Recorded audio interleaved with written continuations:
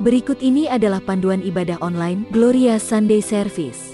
Siapkanlah hati dan diri sehari sebelumnya. Berdoalah minta Tuhan mengarahkan hati Anda. Dan buat reminder jam ibadah di HP Anda. Berpakaianlah yang rapi dan sopan, sama seperti saat Anda ke gereja. Siapkanlah diri Anda 10 menit sebelum ibadah dimulai. Ambillah waktu teduh di hadapan Tuhan. Ikutilah seluruh ibadah dengan sepenuh hati. Menyanyi, berdoa, serta duduk dan berdiri mengikuti arahan liturgis. Siapkan diri Anda saat persembahan, persiapkan HP untuk scan kris code atau transfer. Bagi jemaat yang rindu untuk memberikan persembahan dan perpuluhan, dapat ditransfer melalui rekening berikut ini. Atau dengan scan kris code menggunakan aplikasi OVO, GoPay, link aja, atau dengan aplikasi M-Banking di HP Anda.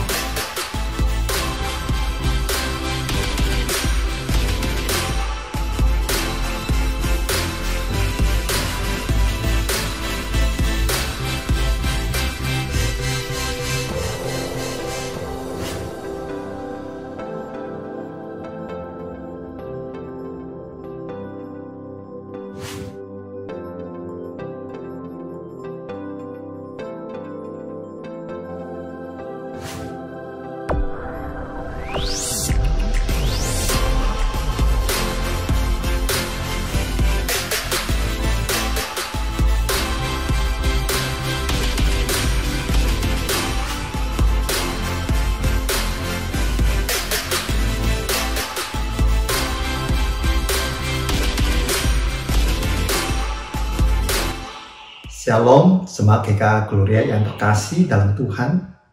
Juga selamat datang bagi saudara-saudari sekalian yang pertama kali bergabung dengan kami dan beribadah bersama-sama. Firman Tuhan pada hari ini akan disampaikan oleh Pendeta Lim Sien Leong. Terima kasih untuk pelayanannya, Pendeta Lim Sien Leong. Kiranya Tuhan memberkati. Hari ini kita bisa beribadah bersama-sama kepada Bapa di surga di dalam Yesus Tuhan kita, itu semata-mata karena kasih karunia-Nya. Oleh sebab itu, saya ajak kita sekalian, mari kita siapkan hati kita dengan sungguh-sungguh. Tuhan memberkati.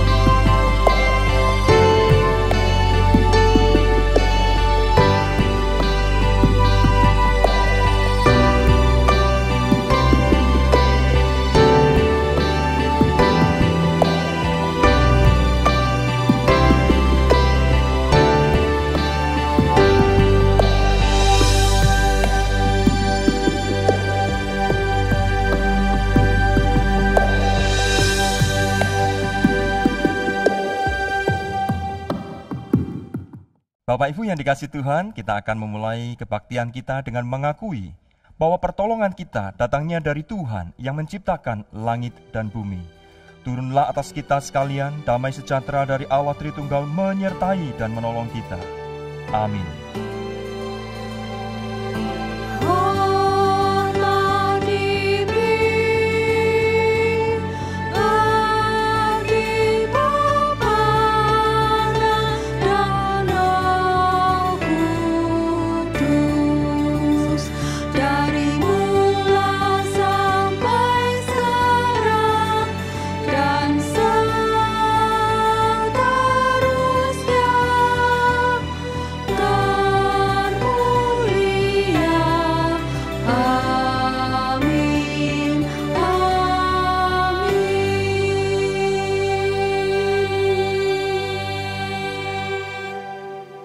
Adapun Allah, jalannya sempurna. Janji Tuhan adalah murni. Dia menjadi perisai bagi semua orang yang berlindung padanya. Sebab siapakah Allah selain dari Tuhan, dan siapakah gunung batu kecuali Allah kita? Allah, Dialah yang mengikat pinggangku dengan keperkasaan dan membuat jalanku rata. Yang membuat kakiku seperti kaki rusa dan membuat aku berdiri di bukit. Yang mengajar tanganku berperang, sehingga lenganku dapat melenturkan busur tembaga. Tuhan hidup, terpujilah gunung batuku, dan mulialah Allah penyelamatku. Marilah kita menghampiri tahtanya yang kudus. Muliakanlah Allah kita yang memberi kemenangan bagi kita, membawa pujian dan penyembahan kita. Ku menyembah dalam kudus hadirat-Mu, hampiri tata kasih karunia-Mu Bapa.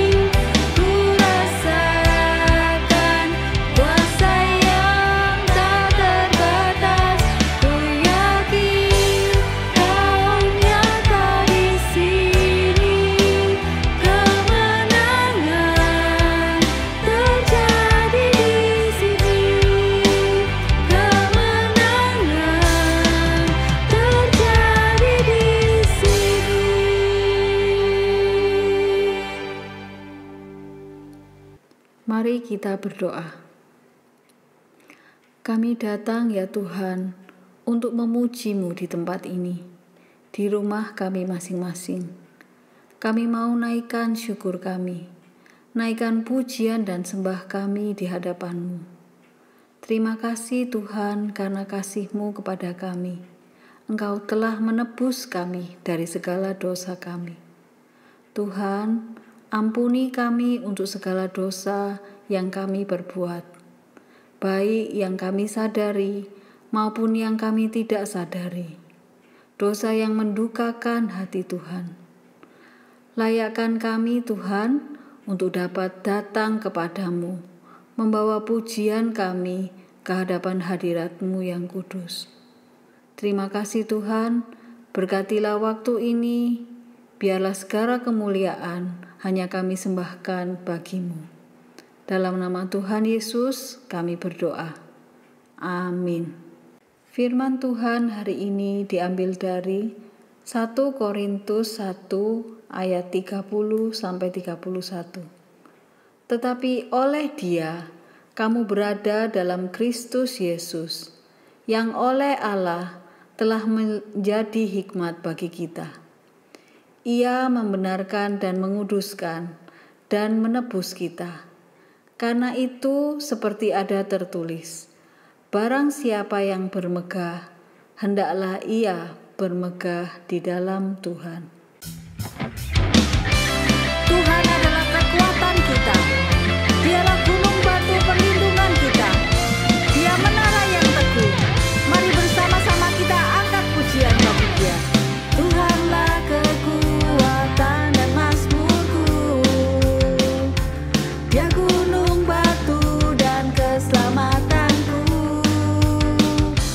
Hanya padamu hatiku percaya. Kaulah menara dan kota perlindungan. Ku mau selalu bersyukur sebab cinta-Mu padaku takkan pernah berubah. Hatiku percaya walau bumi bergoncang, gunung-gunung beranjak, namun kasih setia-Mu tak pergi dariku. Hanya kepada Tuhan kita percaya. Dialah menara dan kota perlindungan. Tuhanlah kekuatan dan mazmurku. Dia gunung batu dan keselamatanku. Hanya padamu hatiku percaya. Kaulah menara dan kota perlindungan. Ku mau selalu bersyukur, ku mau selalu bersyukur sebab cinta-Mu padaku takkan pernah berubah. Hatiku percaya walau bumi bergoncang, gunung-gunung beranjak, namun kasih setia-Mu tak pergi dariku.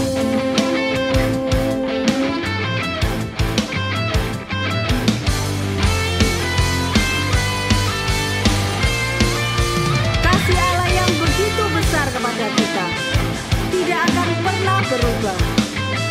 Walaupun bumi bergoncang, gunung-gunung beranjak, kasih setia Tuhan ada selama-lamanya. Mari bersama-sama kita naikkan syukur kita. Ku mau selalu bersyukur sebab cinta-Mu padaku takkan pernah berubah. Hatiku percaya walau bumi bergoncang, gunung-gunung beranjak, namun kasih setia-Mu tak pergi dariku. Mari kita naikkan syukur kita.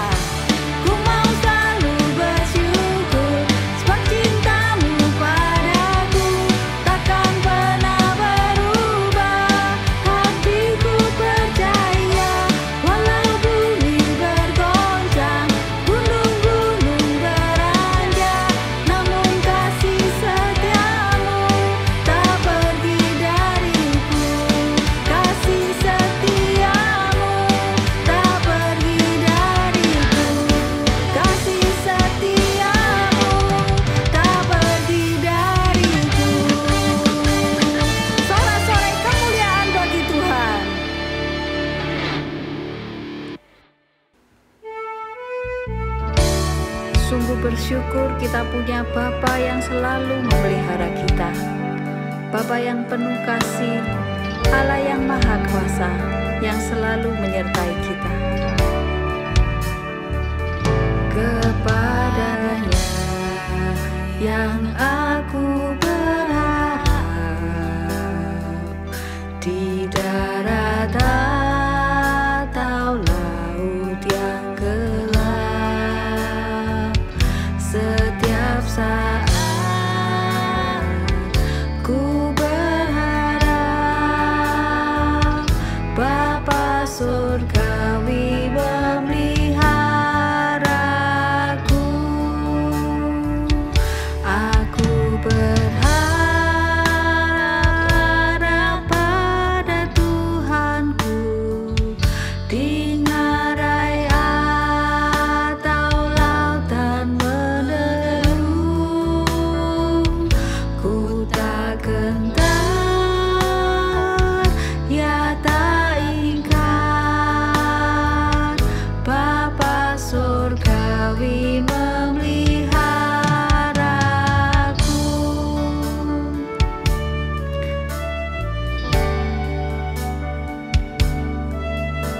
Bunga di padang Bapa menjaga, dan burung pun Ia menuntun pulang.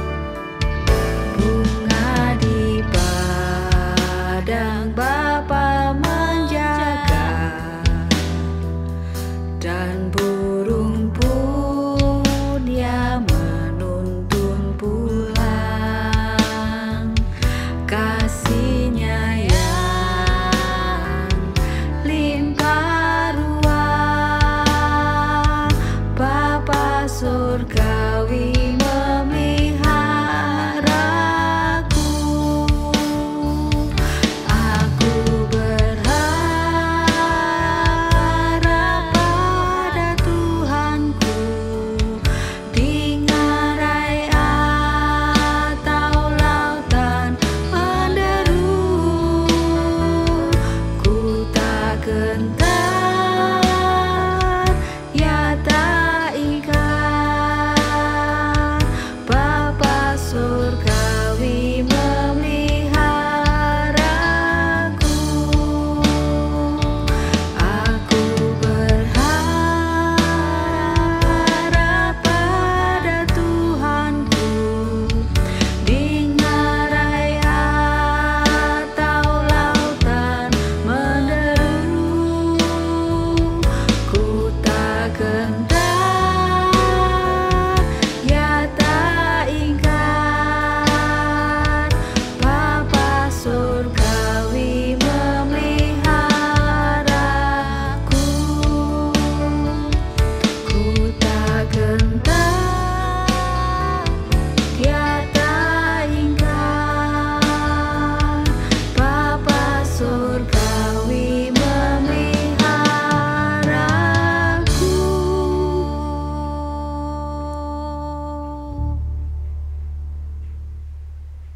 Kita bersama-sama berdoa, menaikkan doa syafaat kita. Terima kasih Tuhan untuk pemeliharaan-Mu pada kami sampai hari ini. Terima kasih untuk penyertaan-Mu dalam hidup kami. Engkau adalah Yehova Rafa, Allah yang sanggup menyembuhkan kami. Engkau adalah Jehovah Jireh, Allah yang sanggup mencukupi semua kebutuhan kami. Saat ini Tuhan, kami membawa seruan doa kami untuk saudara-saudara kami yang lemah tubuh. Kiranya Tuhan pulihkan. Engkau mau pakai tenaga medis yang merawat, sehingga sesuai dengan kehendak-Mu mereka pulih kembali. Saat ini juga kami memohon padamu untuk saudara-saudara kami yang menghadapi masalah, baik masalah perekonomian atau masalah di dalam keluarganya. Tuhan, berikanlah jalan keluar. Engkau kiranya memakai kami ya Tuhan, agar kami bisa menjadi saluran berkat bagi saudara kami yang membutuhkan. Tolong kami ya Tuhan, agar kami dapat taat pada protokol kesehatan yang dibuat oleh pemerintah agar wabah COVID-19 ini bisa berkurang. Tolonglah kami ya Tuhan, berkatilah kami ya Tuhan, supaya kami bisa memancarkan kasih-Mu. Kami membawa segala doa syafaat ini bersama dengan doa yang Tuhan ajarkan kepada kami. Bapa kami yang ada di surga, dikuduskanlah nama-Mu. Datanglah kerajaan-Mu, jadilah kehendak-Mu, di bumi seperti di surga. Berikanlah kami pada hari ini makanan kami yang secukupnya, dan ampunilah kami akan kesalahan kami, seperti kami juga mengampuni orang yang bersalah kepada kami. Dan janganlah membawa kami ke dalam pencobaan, tetapi lepaskanlah kami daripada yang jahat. Karena Engkaulah yang empunya kerajaan, dan kuasa, dan kemuliaan, sampai selama-lamanya. Amin. Dengan bangkit berdiri, kita akan mengikrarkan pengakuan iman rasuli yang berbunyi demikian. Aku percaya kepada Allah, Bapa yang Maha Kuasa, Khalik langit dan bumi, dan kepada Yesus Kristus, Anak-Nya yang tunggal Tuhan kita, yang dikandung dari Roh Kudus, lahir dari anak darah Maria, yang menderita sengsara di bawah pemerintahan Pontius Pilatus, disalibkan, mati dan dikuburkan, turun ke dalam kerajaan maut. Pada hari yang ketiga, bangkit pula dari antara orang mati, naik ke surga, duduk di sebelah kanan Allah, Bapa yang Maha Kuasa. Dan dari sana Ia akan datang untuk menghakimi orang yang hidup dan yang mati. Aku percaya kepada Roh Kudus, gereja yang kudus dan am, persekutuan orang kudus, pengampunan dosa, kebangkitan tubuh, dan hidup yang kekal. Amin. Jemaat dipersilahkan duduk. Pemazmur berkata, siapa gerangan ada padaku di surga selain Engkau? Selain Engkau, tiada yang kuingini di bumi. Hanya Kaulah Allah, gunung batu keselamatanku. Selain Kau, tiada yang lain ada padaku di surga. Selain Kau, tiada yang lain yang kuingini di bumi, yang kuingini di bumi. Sekalipun dagingku dan hatiku habis lenyap, gunung batuku dan bagianku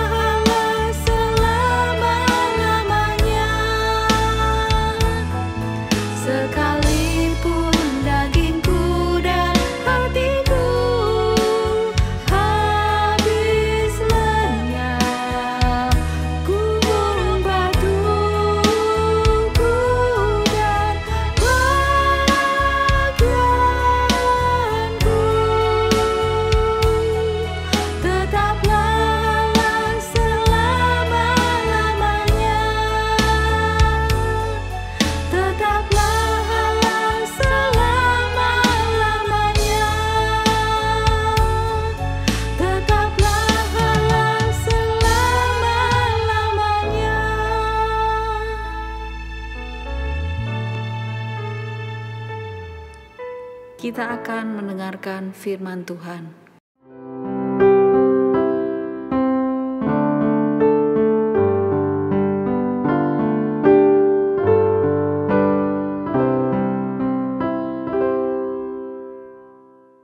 Shalom Bapak Ibu yang dikasihi Tuhan, kita akan merenungkan firman Tuhan. Dan firman Tuhan terambil dari Ibrani pasal yang ke-11 ayat 1-3, ayat 39 sampai yang ke-40. Saya akan membacakan nats ini untuk kita sekalian. Demikian firman Tuhan. Iman adalah dasar dari segala sesuatu yang kita harapkan dan bukti dari segala sesuatu yang tidak kita lihat. Sebab oleh imanlah telah diberikan kesaksian kepada nenek moyang kita. Karena iman kita mengerti bahwa alam semesta telah dijadikan oleh firman Allah, sehingga apa yang kita lihat telah terjadi dari apa yang tidak dapat kita lihat. Ayat yang ke-39 dan 40. Dan mereka semua tidak memperoleh apa yang dijanjikan itu, sekalipun iman mereka telah memberikan kepada mereka suatu kesaksian yang baik. Sebab Allah telah menyediakan sesuatu yang lebih baik bagi kita. Tanpa kita, mereka tidak dapat sampai kepada kesempurnaan. Nah, sampai di situ pembacaan firman Tuhan. Berbahagialah kita yang mendengar, merenungkan, dan melakukannya dalam hidup kita. Mari kita bersatu di dalam doa, mohon pimpinan dan pertolongan Tuhan. Bapa di surga, kami bersyukur untuk anugerah Tuhan. Kami kembali boleh datang beribadah kepada Tuhan, memuliakan Tuhan dan kesempatan yang indah hari ini, saat ini, untuk kami boleh bersama-sama merenungkan firman-Mu. Beri kami pencerahan pengertian, supaya kami boleh mengerti firman Tuhan, dan kuatkan kami, untuk kami boleh menjadi pelaku-pelaku firman-Mu ya Tuhan. Sekali lagi berkati setiap kami, umat-Mu, dimanapun kami berada. Berkati juga hamba-Mu dalam menyampaikan firman Tuhan. Kami berdoa dan bersyukur di dalam nama Tuhan Yesus Kristus. Amin. Bapak Ibu yang dikasihi Tuhan, tema firman Tuhan minggu ini adalah hidup oleh iman. Mengenai tema ini saya akan membaginya menjadi 3 bagian. Yang pertama adalah hidup oleh iman adalah sebuah keharusan, it is a must. Yang kedua, kesalahpahaman tentang arti hidup oleh iman. Dan yang ketiga, ajaran Alkitab tentang hidup oleh iman. Mari Bapak Ibu yang dikasihi Tuhan, kita akan memperhatikan bagian demi bagian. Yang pertama, hidup oleh iman adalah sebuah keharusan. It is a must. Bapak Ibu, jikalau kita memperhatikan firman Tuhan yang kita baca sebelum memberikan penjelasan tentang saksi-saksi iman pada pasal 11, penulis kitab Ibrani telah menegaskan bahwa umat Tuhan harus hidup oleh iman. Mari kita perhatikan pasal 10 ayat 38 dan 39. Di sana dikatakan demikian Bapak Ibu. Tetapi orangku yang benar akan hidup oleh iman. Dan apabila ia mengundurkan diri, maka aku tidak berkenan kepadanya. Nah Bapak Ibu yang dikasihi Tuhan, penulis Ibrani mengatakan bahwa orangku atau umat Tuhan, orang-orang yang benar akan hidup oleh iman. Dan apabila ia mengundurkan diri, maka Tuhan tidak berkenan kepadanya. Namun, Bapak Ibu perhatikan bahwa penulis kitab Ibrani kemudian melanjutkan sebuah kalimat yang menarik, yang perlu kita perhatikan. Bahwa jemaat Tuhan yang sejati ternyata tidak akan meninggalkan imannya. Perhatikan ayat yang ke-39. Di sana dikatakan, tetapi kita bukanlah orang-orang yang mengundurkan diri dan binasa, tetapi orang-orang yang percaya dan yang beroleh hidup. Nah Bapak Ibu, teks yang dikutip oleh penulis Ibrani di pasal 10 ayat 38, ini diambil dari Habakuk pasal 2 ayat yang keempat yang berbunyi, sesungguhnya orang yang membusungkan dada tidak lurus hatinya, tetapi orang yang benar itu akan hidup oleh percayanya. Bahkan Paulus juga mengutip bagian ini Bapak Ibu ketika ia berbicara tentang kepada jemaat di Roma tentang keselamatan oleh iman. Di dalam Roma pasal 1 ayat yang ke-17, di sana dikatakan sebab di dalamnya nyata kebenaran Allah yang bertolak dari iman dan memimpin kepada iman, seperti ada tertulis, orang benar akan hidup oleh iman. Nah, Bapak Ibu yang dikasihi Tuhan, dengan kata lain, baik perjanjian lama maupun perjanjian baru memberitahukan kepada kita bahwa bagi umat Tuhan, hidup oleh iman itu adalah sebuah keharusan. It is a must, bukan opsional atau pilihan. Nah, tetapi pertanyaannya adalah begini Bapak Ibu, apa arti hidup oleh iman itu? Nah, semua orang Kristen tahu bahwa mereka harus hidup oleh iman. Namun, apa yang mereka pikirkan tentang hidup oleh iman itu dapat saja berbeda. Nah, karena itu kita masuk ke bagian yang kedua. Poin yang kedua, yaitu mari kita memperhatikan kesalahpahaman tentang arti hidup oleh iman. Setidaknya ada dua ajaran hidup oleh iman yang tidak tepat. Yang pertama, Bapak Ibu, hidup oleh iman itu berarti orang percaya kepada kata-kata imannya sendiri. Atau yang dikenal dengan sebuah gerakan kata-kata iman, word of faith. Yang kedua, hidup oleh iman itu berarti percaya saja secara pasif atau yang disebut dengan pasifisme iman. Nah, mari kita memperhatikan satu persatu bagian ini. Bapak Ibu, yang pertama adalah kesalahpahaman. Yang pertama adalah terkait dengan gerakan kata-kata iman atau yang disebut dengan word of faith. Gerakan ini mengajarkan bahwa jika seseorang ingin mendapatkan apa yang diinginkannya, ia harus meyakini apa yang dikatakannya. Sebab perkataan yang diyakini akan membawa dampak bagi keberhasilan hidupnya. Bahkan Allah akan melakukan sesuai dengan perkataan imannya. Ini sebuah keyakinan dari gerakan ini, Bapak Ibu. Saya akan coba memberikan contoh. Satu kali ada jemaat Tuhan yang akan membangun sebuah rumah baru. Kemudian temannya berkata kepada dia, "Mengapa kamu membangun sebuah rumah yang kurang besar? Bangunlah rumah yang besar sekalian," katanya. Nah, kemudian jemaat itu berkata, "Uangku tidak cukup." Temannya menjawab, "Kamu sih kurang iman. Kamu harus berkata, Tuhan pasti mencukupkan. Katakan itu setiap hari dan imani apa yang kamu katakan. Tuhan pasti akan mencukupkannya." Bapak Ibu, apa yang terjadi kemudian dengan jemaat ini? Jemaat ini mulai melakukan apa yang disebut dengan kata-kata iman. Dia mulai membangun rumah yang lebih besar, sekalipun dananya tidak cukup, Bapak Ibu.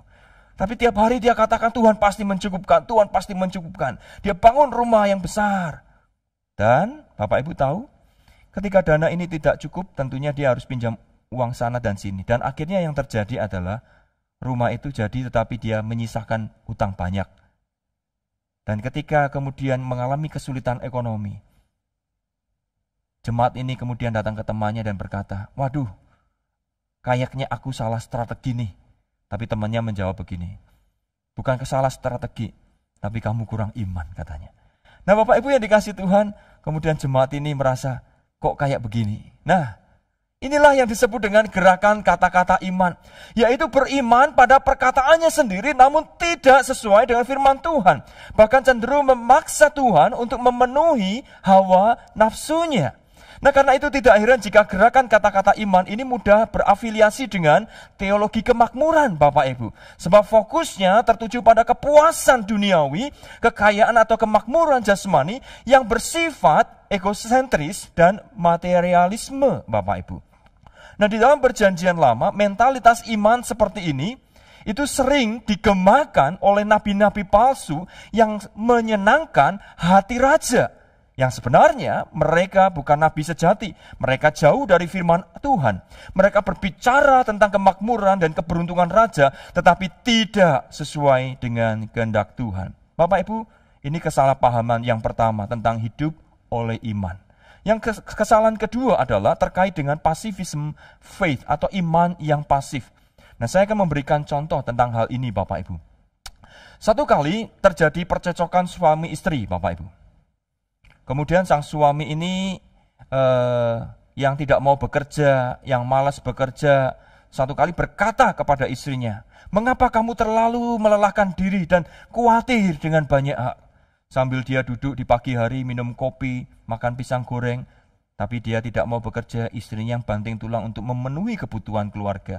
Tetapi yang luar biasa adalah pria ini seolah-olah hidup dalam iman. Dia berkata, istriku, kenapa engkau begitu khawatir sehingga harus berjerih lelah? Tidakkah kamu membaca di Alkitab bahwa Tuhan itu memelihara burung-burung di udara? Lalu sang suami juga berkata kepada istrinya, bukankah kamu juga melihat di Alkitab juga tertulis bahwa Tuhan memberkati orang-orang dikasihnya pada waktu tidur?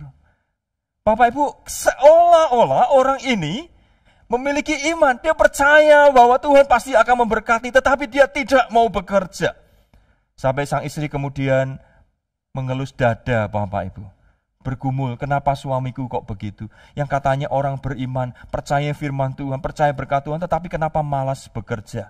Bapak Ibu, ini yang disebut dengan pacifism faith, yaitu mengaku hidup oleh iman, tetapi malas bekerja, atau tidak patuh kepada firman Tuhan. Padahal firman Tuhan berkata, ayo belajar seperti semut rajin. Bapak Ibu, orang ini percaya berkat Tuhan, tetapi malas bekerja. Mentalitas yang seperti ini sesungguhnya telah ditegur oleh Yakobus maupun Paulus di dalam tulisannya. Nah Bapak Ibu yang dikasihi Tuhan, Yakobus berkata, iman tanpa perbuatan adalah mati.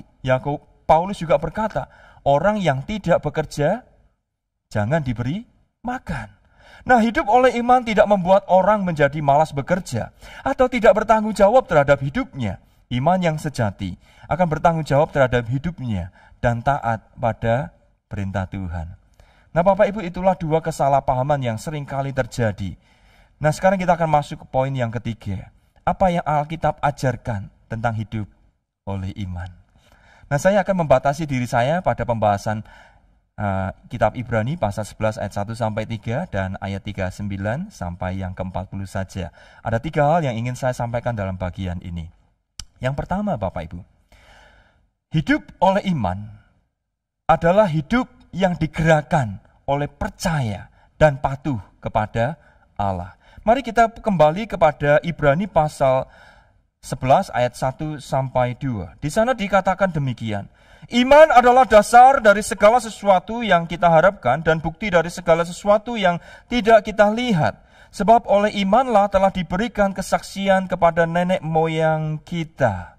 Bapak Ibu, sebenarnya Ibrani pasal 11 ayat 1 bukanlah arti iman atau definisi iman, melainkan menjelaskan tentang pentingnya iman, yaitu sebagai dasar dan bukti bagi keselamatan dan kemuliaan yang akan datang yang Allah telah janjikan kepada umatnya.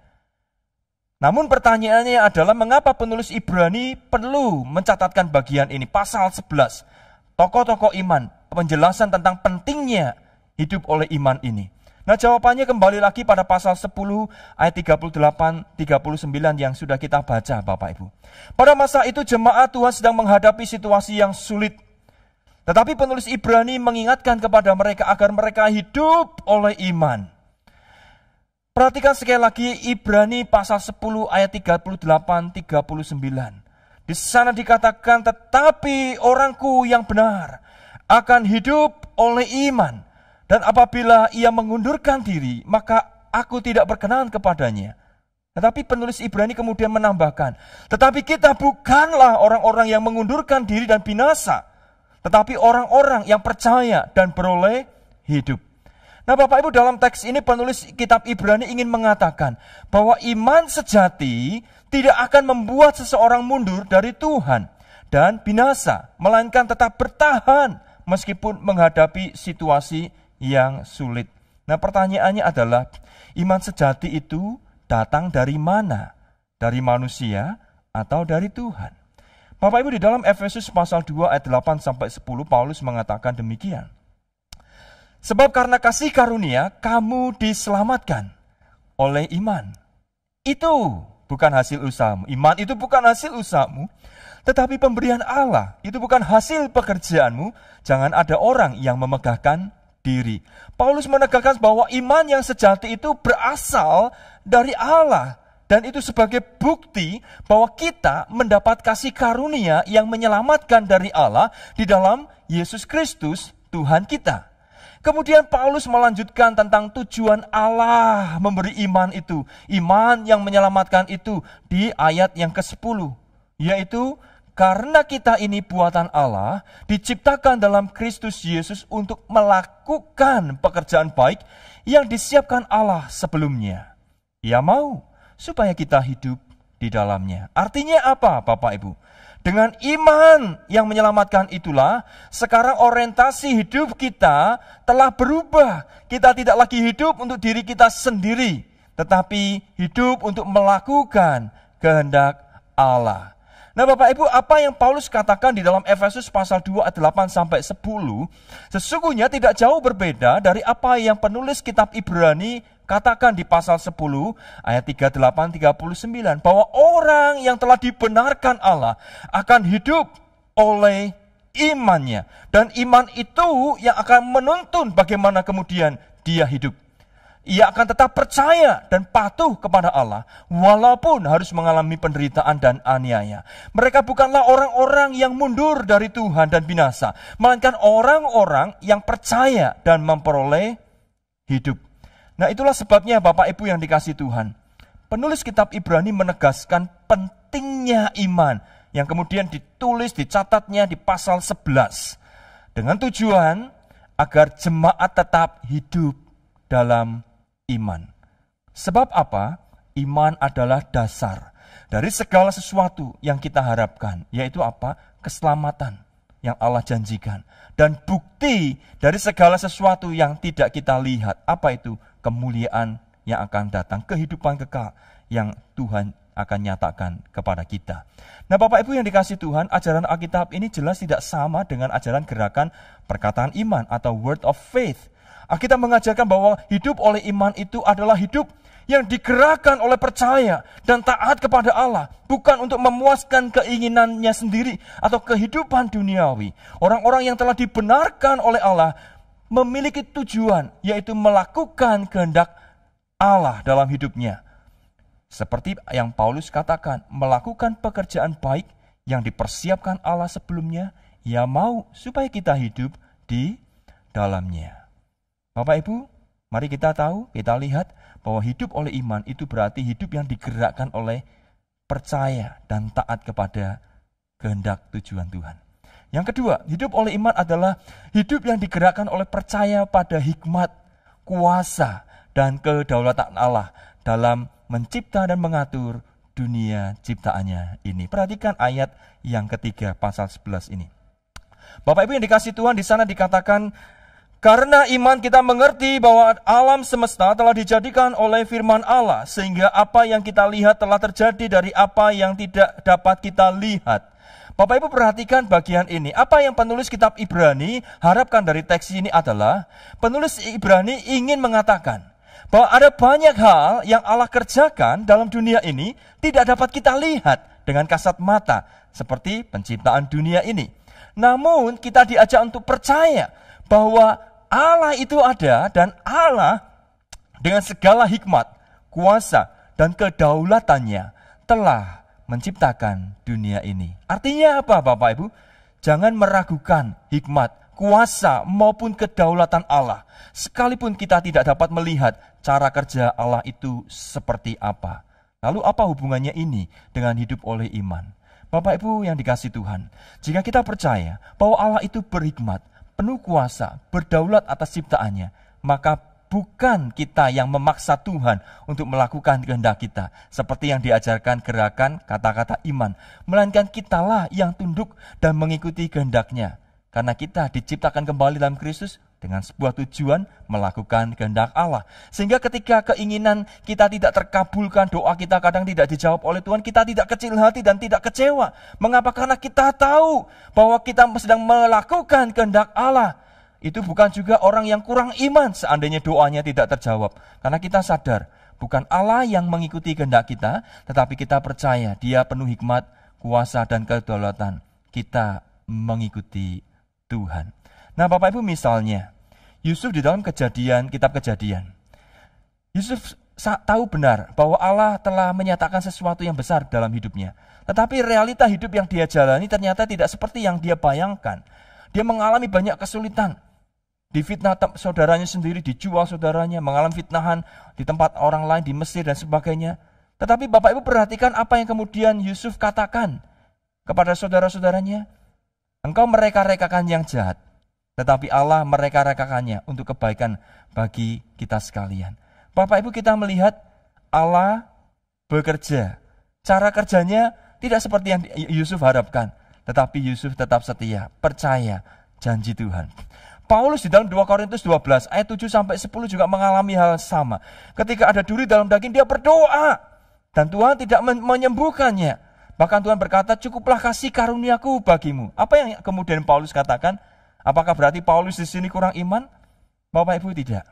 Kemudian Paulus justru berkata, dalam kelemahan dia malah bersukacita. Kenapa? Karena kuasa Tuhan semakin nyata. Hidup oleh iman itu berarti hidup digerakkan dengan satu kepercayaan, kesadaran bahwa Allah itu penuh hikmat, kuasa, dan penuh kedaulatan atas ciptaannya. Demikian juga dengan Tuhan Yesus memberikan teladan kepada kita, bagaimana dia menderita, tetapi tahu bahwa segala jalan Tuhan, jalan Bapa adalah jalan kemenangan. Di balik penderitaan ada satu kemuliaan. Nah, Bapak Ibu yang dikasihi Tuhan, cara kerja Tuhan itu unik. Kadang melampaui apa yang kita pikirkan. Tetapi disitulah kita diajar untuk kita belajar percaya. Hidup dalam iman bukan berarti kita mengklaim untuk diri kita sendiri. Tuhan harus tunduk dengan iman kita. Tuhan harus mengikuti apa yang kita imani. Bukan. Tetapi kita taat kepada Dia. Percaya hikmatnya, kuasanya, kedaulatannya. Jadi orang yang hidup oleh iman bukan percaya pada perkataannya sendiri, word of faith, melainkan percaya pada hikmat, kuasa, dan kedaulatan Allah atas hidupnya. Yang terakhir, yang ketiga, hidup oleh iman adalah hidup yang digerakkan oleh perspektif kekekalan, bukan keduniawian.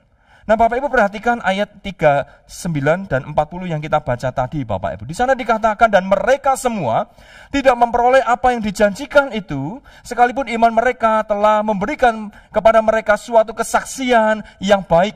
Sebab Allah telah menyediakan sesuatu yang lebih baik bagi kita. Tanpa kita mereka tidak dapat sampai kepada kesempurnaan. Bapak Ibu, melalui teks ini penulis kitab Ibrani ingin menegaskan bahwa fokus hidup orang benar bukan terletak pada dunia ini, melainkan pada kekekalan, Bapak Ibu. Seperti yang Paulus katakan, carilah perkara-perkara yang di atas di mana Kristus ada. Bapak Ibu, inilah yang menjadi poin penting, bahwa kehidupan orang yang beriman bukan menjadi duniawi, tetapi melihat segala sesuatu dalam dunia ini dari perspektif kekekalan. Sehingga ketika jemaat memiliki kekayaan dan kedudukan duniawi, mereka tidak terjerat olehnya, melainkan memandangnya sebagai kesempatan untuk melakukan kebaikan yang Tuhan mau secara efektif. Perhatikan peran Ishak, peran Yakub, peran Yusuf di dalam ayat 20 dan 23. Mereka memberkati, Tuhan pakai mereka efektif di dalam panggilan mereka. Mengapa? Karena mereka memikirkan sesuatu yang jauh lebih besar dari sekedar harta duniawi. Nah, Bapak Ibu, sebaliknya, jika mereka mengalami penderitaan, orang-orang benar mengalami kesulitan, penderitaan aniaya, mereka menjadi tidak kehilangan pengharapan. Sebab apa? Mereka telah memiliki kehidupan yang jauh lebih indah daripada kehidupan yang ada di dunia ini, yaitu kehidupan kekal. Nah, itulah sebabnya Bapak Ibu, yang disebut dengan hidup oleh iman adalah hidup yang digerakkan oleh perspektif kekekalan, bukan keduniawian. Saya akan tutup bagian ini dengan satu cerita tentang Tony Snow, Bapak Ibu. Dia adalah seorang anak Tuhan yang setia kepada Tuhan. Hidupnya sungguh-sungguh melakukan firman Tuhan. Tetapi satu kali dia didiagnosa sakit kanker. Di tengah sakit kankernya itu, Bapak Ibu, dia bergumul, mengapa harus dia? Mengapa saya yang setia harus sakit? Wajar, Bapak Ibu, di tengah segala tantangan, orang benar kadang juga mengalami tekanan, depresi dengan situasi yang dihadapi. Lalu dia bergumul, berdoa, mohon kemurahan Tuhan. Dan Tuhan nampaknya memberi dia kesempatan. Dia dinyatakan sembuh dari kansernya. Tetapi Bapak Ibu, 10 tahun berikutnya, ia mengalami kanser itu kembali. Kanser itu kambuh. Bapak Ibu, apa yang terjadi kemudian? Dia juga bergumul, Bapak Ibu. Tetapi kemudian ini yang menarik. Di dalam pergumulannya itu kemudian dia menyadari bahwa kanser itu bukan sesuatu yang buruk bagi dia. Mengapa dia bisa berkata demikian? Di tengah satu himpitan yang sulit hari itu, yang divonis oleh dokter usianya tidak panjang, tapi dia justru berkata, kanser ini berkat bagiku. Kenapa, Bapak Ibu? Karena hari itu dia mulai menyadari bagaimana memandang kehidupan yang sementara ini dari perspektif kekekalan. Di dalam perenungannya itu, kemudian Tony Snow berkata begini, jika Tuhan tidak memberi aku hari esok, Tuhan akan memberi aku kekekalan. Bapak Ibu, hari esok itu penuh dengan pergumulan dan penderitaan. Tetapi dia tidak kecewa, dia tidak putus asa, tapi justru bersyukur. Mengapa? Karena dia sudah memiliki pengharapan. Inilah yang mau disampaikan oleh penulis kitab Ibrani. Ketika jemaat Tuhan mengalami kesulitan bahwa orang yang benar itu akan hidup oleh iman. Dan iman yang sejati itu tidak akan membawa seseorang itu mundur dari Tuhan. Tetapi dia akan melihat perspektif kekekalan. Dan Tony Snow katakan, jikalau Tuhan tidak memberi aku hari esok, Tuhan memberi aku kekekalan. Bapak Ibu yang dikasihi Tuhan, hari ini kita hidup di zaman yang tidak mudah, situasi yang tidak mudah. Tetapi mari kita mau hidup oleh iman. Hidup oleh iman adalah hidup yang digerakkan oleh ketaatan, percaya kepada Tuhan.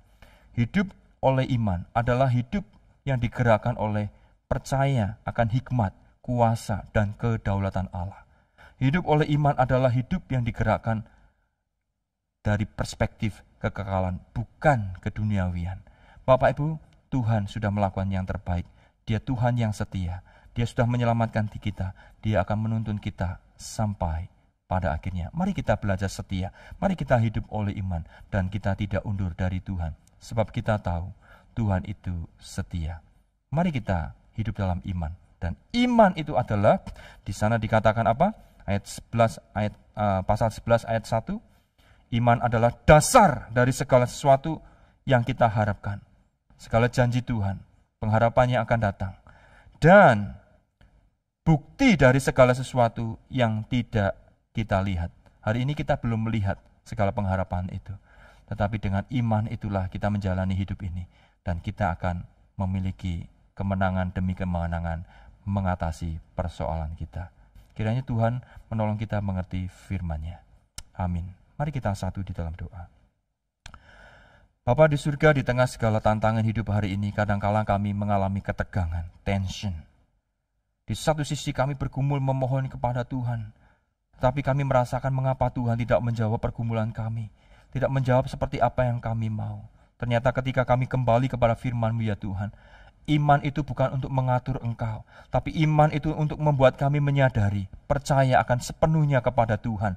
Tuhan yang sudah menyelamatkan, Tuhan yang terus berkarya, bekerja dengan hikmat, kuasa, dan kedaulatannya menuntun kami.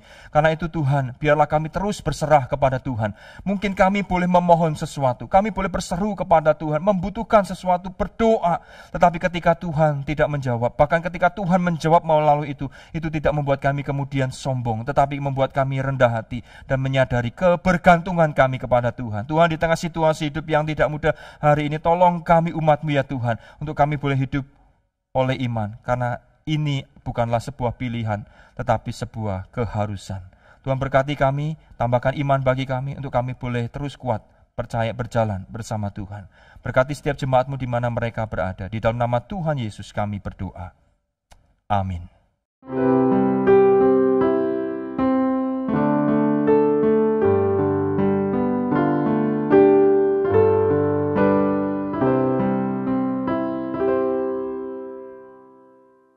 Mari jemaat kita memberikan yang terbaik pada Tuhan lewat persembahan kita. Kasih Allah melingkupi saya,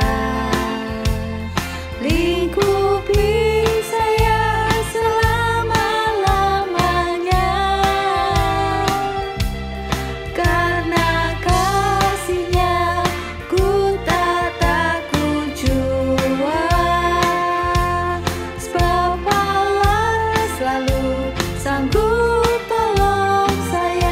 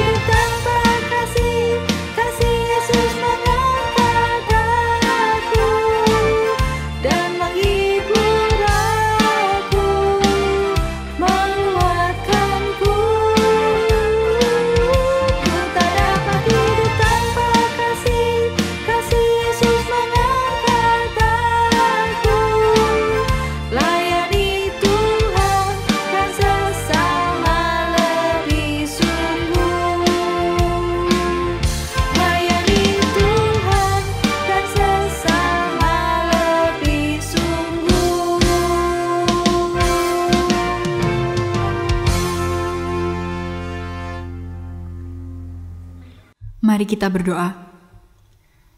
Tuhan Yesus, terima kasih atas segala berkat yang telah Engkau berikan kepada kami hingga saat ini.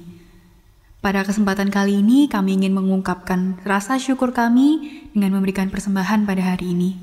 Kiranya persembahan ini bisa berkenan dan digunakan untuk memperluas kerajaan-Mu. Terima kasih ya Tuhan, di dalam nama Tuhan Yesus Kristus kami berdoa.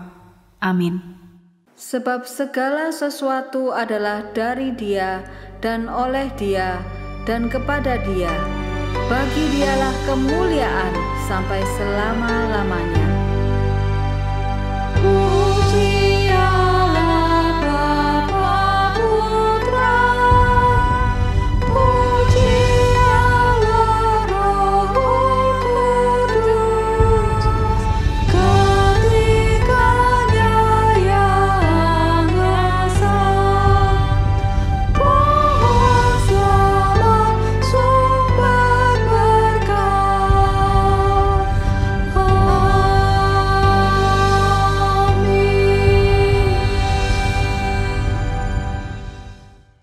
Bapak Ibu yang dikasihi Tuhan, kita akan mengakhiri ibadah kita hari ini. Mari kita mengarahkan hati dan pikiran kita kepada Tuhan untuk kita menerima berkat dari-Nya.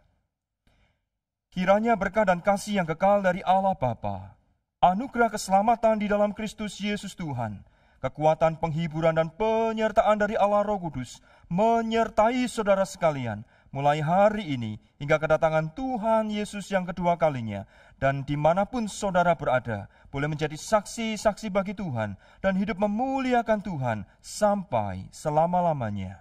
Amin.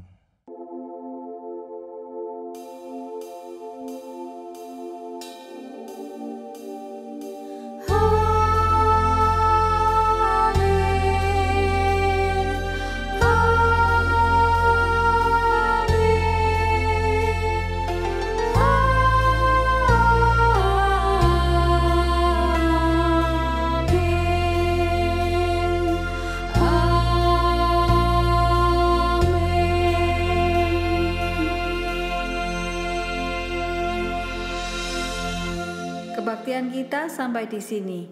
Sampai jumpa di kebaktian minggu depan. Tuhan memberkati.